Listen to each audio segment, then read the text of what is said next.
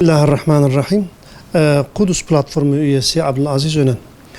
Tabii ki bu Yahudilerin bu şekilde davranması, ondan sonra Filistinli mahkumlara zaten yıllarca eziyet etmesi, işkence yapması, kimisi 40 yıl, kimisi 50 yıl cezaevlerinde tutması, zaten bunun zaten hukuki hiçbir dayanağı olmadığı halde yapıyor muydu? Yapıyordu. İsrail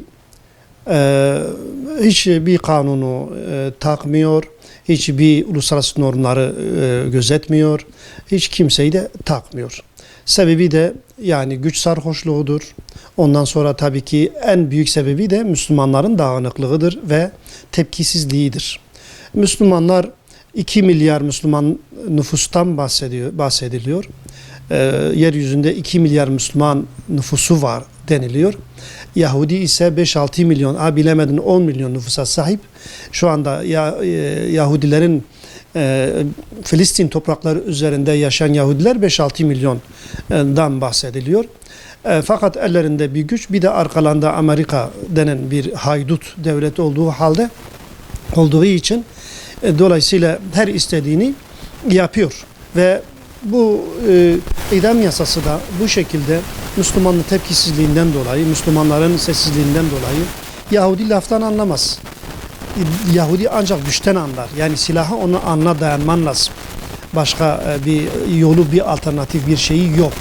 Bunu bilmemiz lazım. Biz bunu biliyoruz. Biz bunu biliyoruz ama yetkililer de bunu biliyor mu? Bu konuda biz tepkimizi ortaya koyuyoruz. Bu konuda Yahudilere karşı 7 Ekim'den bu yana, ondan önce de yani yaptıkları mezalimlere karşı sivil toplum kuruluşları olarak karşı çıkıyorduk ve bunu telin ediyorduk. Fakat maalesef yani hani bizim yapabileceğimiz işte meydanlarda ve sosyal medyada tepki vermektir, sesimizi yükseltmektir. Halklar olarak caddelere çıkıp işte yürüyüş yapmaktır, miting yapmaktır. Ama bu yetiyor mu? Yetmiyor. Bu İslam alemi, Müslüman liderler bir araya gelip ve güçlü bir tepki vermeleri gerekiyor. Nerede bizim hani İslam devletlerinin başkanlarının kırmızı çizgileri? Nerede o kırmızı çizgiler mi, kırmızı çizgi mi kaldı? Niye sessiz kalıyorsunuz? Nedir bu ölüm sessizliği? Ne zaman ayağa kalkıp nedir diyeceksiniz? Bakın en iyi duruşu yani herkesin takdir ettiği İran bu konuda idam yasası konusunda en iyi duruşu İran ortaya koydu. Geçen dedi ki onlar yaparsa ben ve benimle birlikte hareket eden diğer direniş gruplarının elinde bulunan Yahudi ve Amerikalı mahkumları biz de idam edeceğiz. Her bir idama karşı biz de idam yapacağız diyen. Bu alkışlanacak ve gerçekten güçlü bir şekilde alkışlanacak bir davranış ve bir söz ve bir söylemdir. Zaten eylem olarak da onlar sahadadır. Yani bunu kabul edin, istersen kabul etmeyin. Bu şekilde.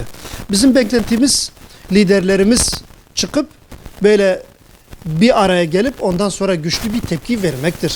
Yani Allah için, Allah aşkına yani bir tepki verin, bir güçlü bir tepki verin, bir araya gelin ve güçlü bir tepki verin. Biz tepki veriyoruz, tepkimiz oraya ulaşmıyor. İsrail bizi takmıyor, yani İsrail söze bakmıyor.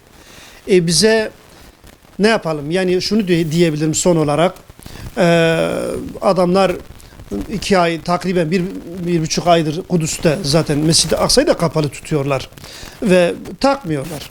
Yani kimseyi de takmıyorlar. Ondan sonra bir idam yasası ve ondan sonra kim bilir başka ne gelecek. Zaten her tarafı yerle bir ettiler. Gazze'dir, Batı Şeria'dadır vesaire. Bizim çağrımız, bizim tepkimiz, bizim İslam aleminin başında bulunan devlet başkanlarıdır, liderlerimizdir. Bize ne zaman böyle Hazreti Ömerler gibi, Sa'd bin Ebi Vakkaslar gibi, Sa'd bin Muazlar gibi yani ne zaman tepki verecekler, ayağa kalkacaklar ve önümüze düşüp Hayber'i kuşattığımız gibi, sahabenin kuşattığı gibi, Beni Kureyza'yı kuşattığı gibi, Beni Kaynuka'yı, Beni Nadir'i kuşattığı gibi ne zaman bizi alıp oralara götürüp İsrail'i kuşatacağız? Ben bu çağrıda bulunuyorum. Yani biraz kendinize gelin. Allah'a nasıl hesap vereceksiniz? Yani biraz vicdanlı olun, biraz bir bakın, görün, sesimizi duyun. Bu insanların sesini duyun. Ne olacak? Ne zaman duyacaksınız? Bunu söyleyebilirim ben. Bismillahirrahmanirrahim. Kuruluşunu insanları katletmekle, halkı tehcir etmekle gerçekleştiren bir katliam şebekesinden bahsediyoruz İsrail'den. İnsanları öldürerek, alan açarak oraya yerleştiklerini biliyoruz. Terör örgütleri üzerinden bir terör devletini kuran bir Siyonist yapı. Ve bunu 100 yıldan aşkın bir süredir zaten Müslümanları öldürerek hayatını o kan üzerinden devam ettirmeye çalışıyorlar. Son 2,5 senede bildiğiniz gibi yoğun bir katliamla karşı karşıyayız.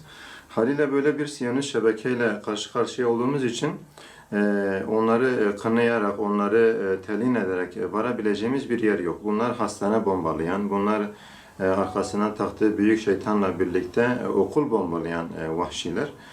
Yalnız bizim bu idam yasası ile ilgili Müslüman idarecilere bir sözümüzün olması lazım.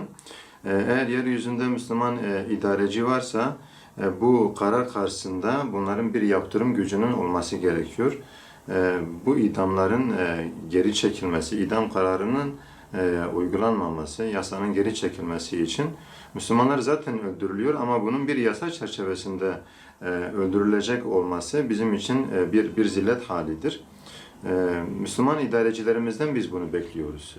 O kardeşlerimize sahip çıkma konusunu gerçekten kendilerine dert edinmeyi ve bu konuda somut adımlar atılmasını biz bekliyoruz.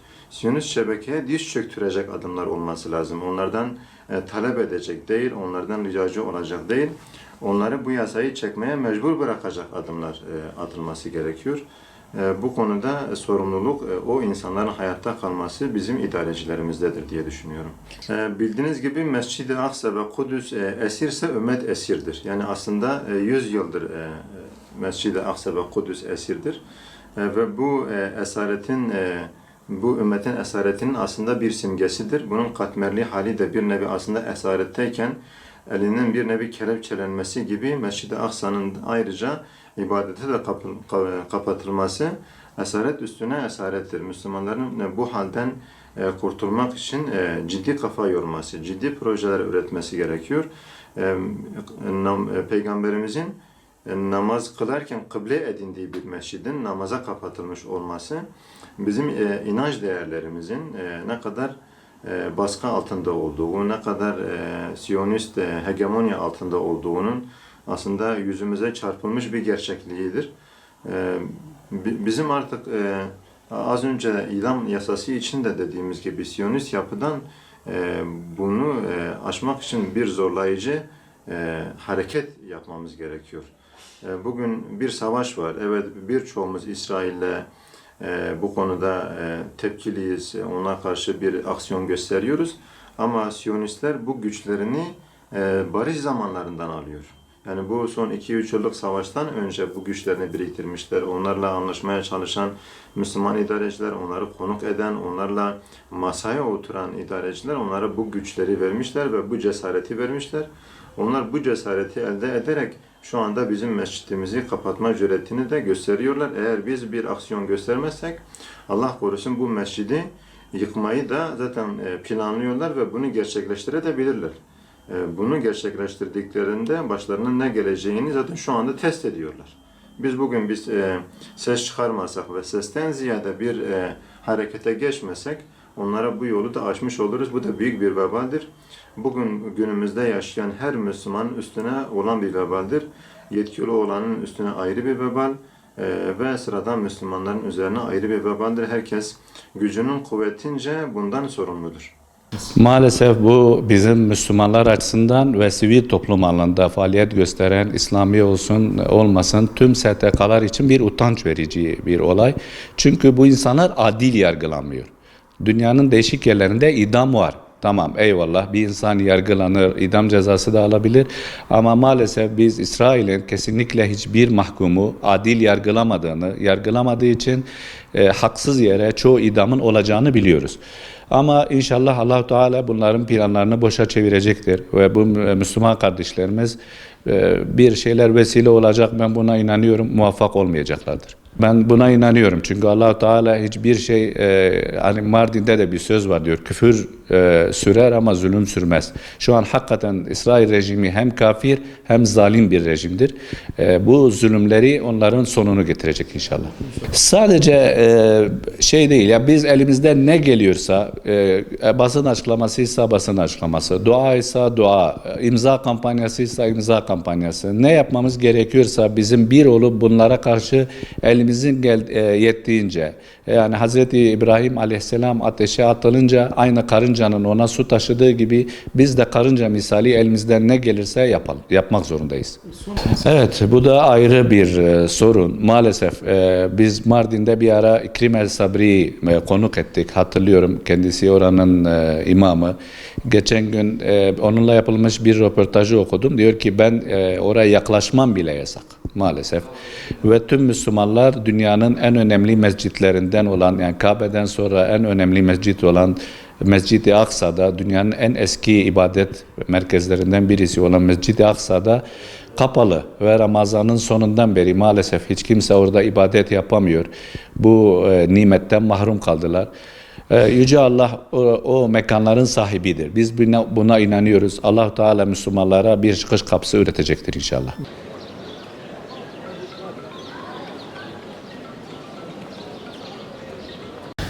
Bu konuda neler söylemek isteriz? Tabii ki yani bu son alınan karar, yani biz Gazze'de, Filistin'de zulmün envai çeşidini gördük, yaşadık ama hani bunlar kanun dışı ama buna bir hukuk kılıfı adı altında bu zulmün bu şekilde işiyor olmasının artık bir izahı ve imkanı yok. Yani bu tamamıyla yapılacak olan zulümlere bir hukuk kılıfı uydurmaktır.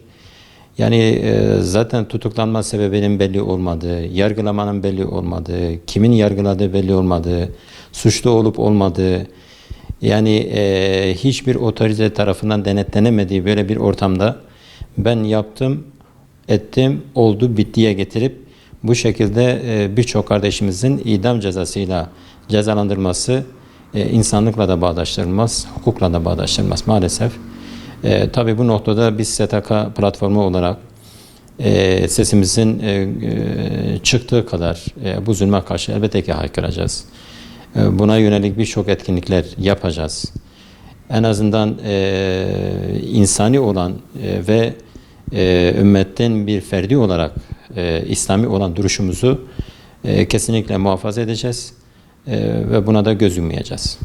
Yani şimdi her bir insanın batıl veya hak ne olursa olsun ama eğer bir inancı varsa o inanca saygı göstermek esastır. Şimdi biz Müslüman olarak yüzyıllarca birçok coğrafyada hüküm sürdüğümüz zaman yani kiliselerin pek tabii ki açık olduğu, havraların, sinagogların açık olduğu halen de memleketimizde ve dünyanın birçok yerinde özgürce ibadetlerini yaptığı bir zaman ve diliminde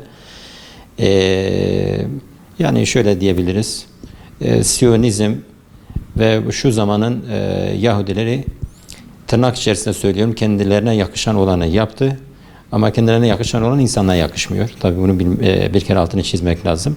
Ama onlar demek ki hakikaten Kur'an-ı tabiriyle belhum edal olduğu için yani hayvandan bile daha aşağı bir mahluklar olduğu için ben bunu açık yürekle ifade etmek gerekiyor. Onu yaptıkları hiçbir uygulama insanlıkla bağdaştırılmıyor. Aziz kardeşim, Üstad kullu atın karib, yani Arapça güzel kelam-ı kibar var. Kullu atın karib, her gelecek yakındır. Ve aynı zamanda biz şunu da biliyoruz. Zulmün ömrü fitrisi 80 senedir. Yani fıtri yaş zulmün 80 yılı geçmez. Allah'ın izniyle son yaklaşıyor. Bu onların ayak sesleridir. Biz buna inanıyoruz. Olacak da. Çünkü vaad-i ilahi var. Peygamber Aleyhisselam'ın vaadi de var. Onlarda hulful vaad yoktur elhamdülillah. O anlamda ama tabii bu şu demek değildir. Yani Allah'ın vaadinin ve Peygamber Aleyhisselam'ın da vaadi nasıl olsa vardır deyip tembellik edip Müslümanlar böyle uyuşuk bir şekilde oturmaması lazım. O vaadin gerçekleştirebilecek bir ümmetin uyanışı da gereklidir, elzemdir. O anlamda bizim de ciddi manada bir uyanışla biz bu zulme karşı elbette ki dur diyeceğiz. Çünkü inanıyoruz üstün olan biziz. Ve o gelecekte elhamdülillah inşallah yakındır ve İsrail'de bu tarihten silinip gidecektir yani.